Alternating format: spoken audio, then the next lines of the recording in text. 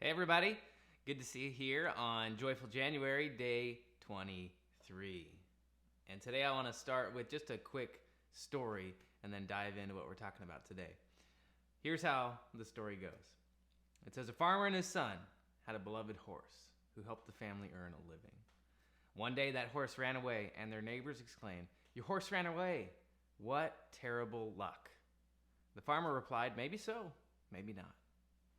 A few days later, the horse returned home, leading a few wild horses back to the farm as well.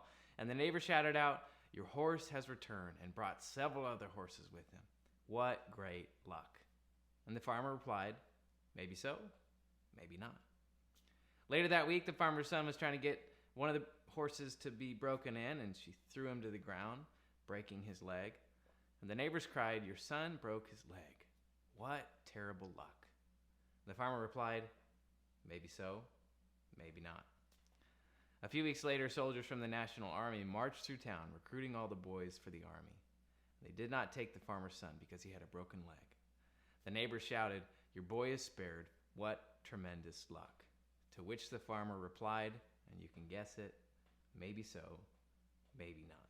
Today I have a simple encouragement for us, and it's to suspend judgment on what is happening in our life. Don't be too quick to label something bad or good, because ultimately, God can use it all for His glory in your life. You've heard of the stories of people who win the lottery, and they would say that is a really good thing. And you've heard the story, some people, it actually destroys their lives. They're worse off afterwards than they were before. And I know you and I would be different, right? But it just goes to show you that the things that we instantly call good sometimes don't end up working out for good in our lives.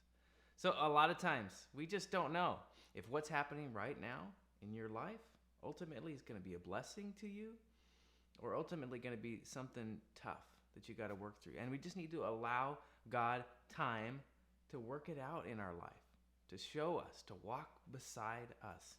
I'll tell you a quick story.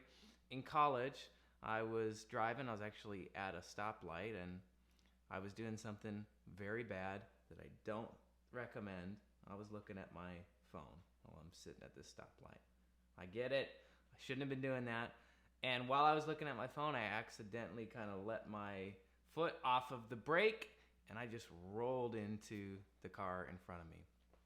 And that person freaks out and is screaming and doing whatever. And so we both pull over and talk to him, and he's yelling at me, and I'm just expressing how sorry I am. We get each other's numbers, and ultimately we follow up, and I want to fix this damage. But through the course of this, we just begin to talk, and I send him a purpose-driven life book, and we begin to text, and I'm asking him about his life and telling him I'm praying for him. He's going through some rough struggles in his marriage. And I'm just a college student and just trying to make the most of this that happened, trying to do right. And ultimately, he says, "You know what? I'm so grateful that you ran into me because I have some more clarity in my life. I feel like I'm not alone." And he began to become changed because of that, because of what God did in his life, because I ran into him. So you just don't know when something happens. God can use it for good, and good things can come out of it. Jesus began to tell his disciples that he was going to suffer and be killed and raise again. And Peter goes, "You know what? This can't happen to you. No way. I'm not going to allow that to happen to you." And here's what Jesus said to Peter. Jesus turned and said to Peter, "Get behind me, Satan. You are a stumbling block. You do not have in mind the concerns of God, but merely human concerns." And so without knowing it, Peter was casting judgment on the greatest moment in history that brought you and me redemption and salvation and grace and forgiveness. And Peter had a good heart. He was just casting judgment with a human concern. And so that just gives me the question today for me and maybe for you. Do I have in my mind the concerns of God, or am I focused on human concerns? And as a pastor, I've talked with thousands and thousands of people over the years. And I'll tell you, some of them have told me, "You know what? I'm so grateful for this thing that I went through, this difficulty this thing I'd never thought I'd get through, because of what it did in my life.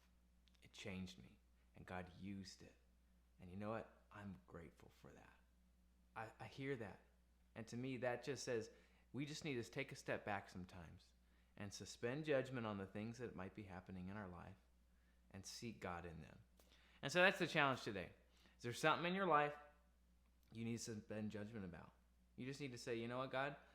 I'm going to wait to call this bad or good, and I'm going to let you use it. And keep an open mind about what God can do if we do that. All right, everybody, I love you so much. We'll see you back tomorrow.